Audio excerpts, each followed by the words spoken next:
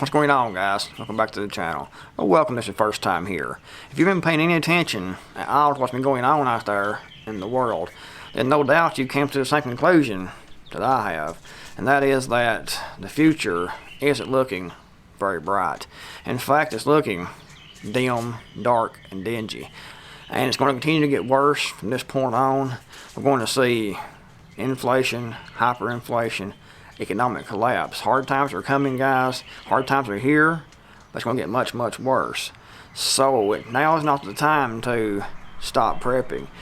Now is not the time to prop your feet up and think that you've done enough, because you probably haven't. I still prep. I've been at this for many years, and I still prep as much as possible.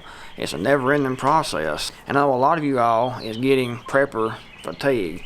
You've been prepping now for 6 months, a year, even longer, and you want to slow down, you want to stop, and that's understandable. However, right now, guys, isn't the time to do that.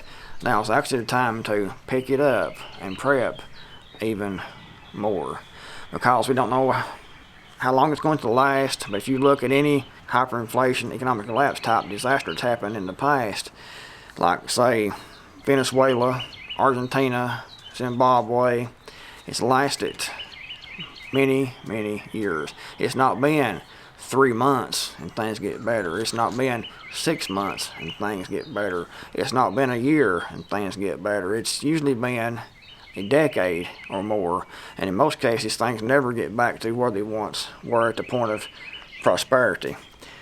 It's going to be a long, drawn out, difficult collapse. So now this is the time to slack off. Now's the time to prep harder.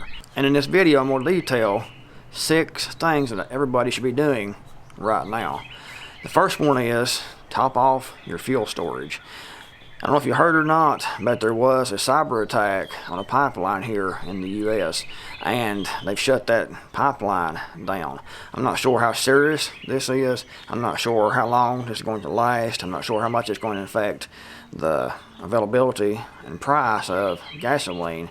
Who knows? We'll have to wait and see. However, it's a good idea to go out right now after you watch this video and top off any fuel cans that you have. Go out and fill those up. If you don't have enough cans to fill, go out and buy some extra cans and fill those up. A good thing to shoot for is at least 20 gallons of gasoline storage. More if possible, but 20 gallons should be a minimum to have on hand at all times. If you don't have that right now, go out and fill those cans up or buy more cans to equal that amount. The next thing you should be doing is planting a garden, because right now it's coming springtime, things are growing, it's time to dig that soil up and plant those sprouts or plant those seeds. A lot of preppers think that they will have these seeds put back in their storage, and they'll go buy some seed at the Tractor Supply, Walmart, or something like that, or they'll order a survival seed bank and have that put back on the shelf, or have that stored in some, say, military ammo cans and put back, and they think that when the time comes, they can go out and just dig that soil up, throw those seeds in, and those will sprout, those will grow, and they'll be able to harvest and eat. It doesn't work that way. Gardening is a learning experience. Also, you need to tend your soil and build that soil nutrient value up to the point where you can actually grow produce. It takes time, it takes effort, it takes work to build that soil up and to learn those skills.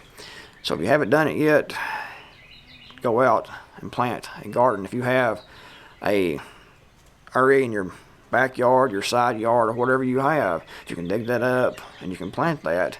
Start working on that right now. And the next thing you should focus on is your home security. Look at your home and figure out what you can do to increase your security. Maybe you can harden your doors. Maybe you can secure your windows. Maybe you can put in an alarm system. Maybe you can put up a fence around your property. Maybe you can put in a driveway alarm. Maybe you can get a good dog that will bark if someone comes on your property. Look at your property, where it is, and figure out what you can do personally to increase your security. And the next thing you should be focusing on is your health. Try to improve your health as much as possible. Everyone is different. Everyone has different abilities. Everyone has different health concerns.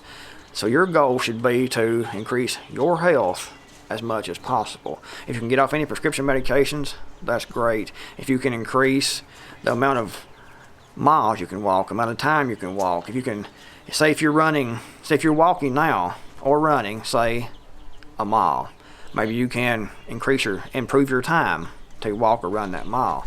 Maybe you can increase your distance.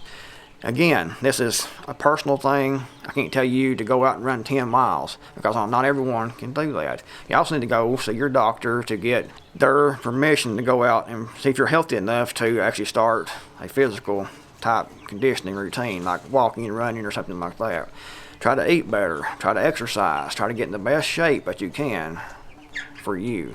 Like I said, everyone's different. Just focus on yourself. Don't worry about what someone else is doing as far as health-wise. So what, this guy over here can run 15 miles in a day, and you can only walk 30 minutes. That's you. Walk your 30 minutes. Try to improve on your 30 minutes. Don't worry about what someone else is doing. Improve your health as much as you can for you. And guys, next on this list is to start building a good survival library. And I'm not talking about a digital survival library. I'm talking about physical paper copies, because the power could go down, the internet could go down, and those digital books you have could be lost.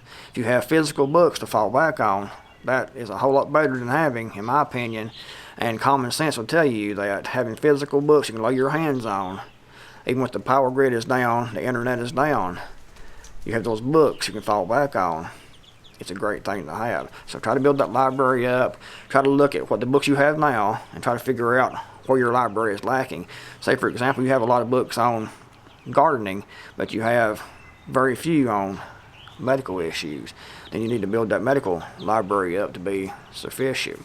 So look at what you have, look at your knowledge you have now in your head, look at the books you have now, and try to figure out where that you're lacking. The first book you should start out with, and this is a shameless plug for my own book, guys, is my book, The Prepper's Guide to Surviving in the World as We Know It. You can check it out on Amazon.com. Just go to Amazon and search for M.D. Creekmore, and that book will show up. You can also go down in the description box below, click the link, go to Amazon and buy that book.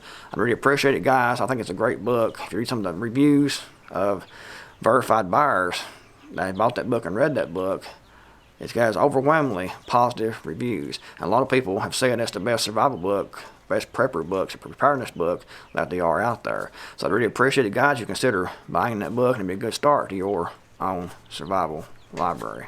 And guys, next on this list is, of course, food. Stack it to the rafters. Go out and buy as much as you possibly can. If you have an empty space in your house, under your bed, in your closet, wherever, if you have empty space, go out and buy the food to fill that space up. You're going to need all the food that you can possibly lay your hands on, because it's not going to get any more available. It's not going to get any cheaper. Stock up on food, guys. Stack it to the rafters.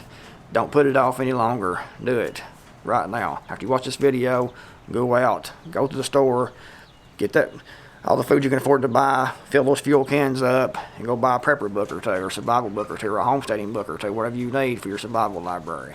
Go out and buy something to secure your home. Do everything you can now to get ready, guys, because hard times are coming. Hard times are already here, but it's going to continue to get worse. If you enjoyed the video, give it a big thumbs up. Thanks, guys, for watching. M.D. Creekmore, I'm out of here, and I'll see you guys in the next video, hopefully.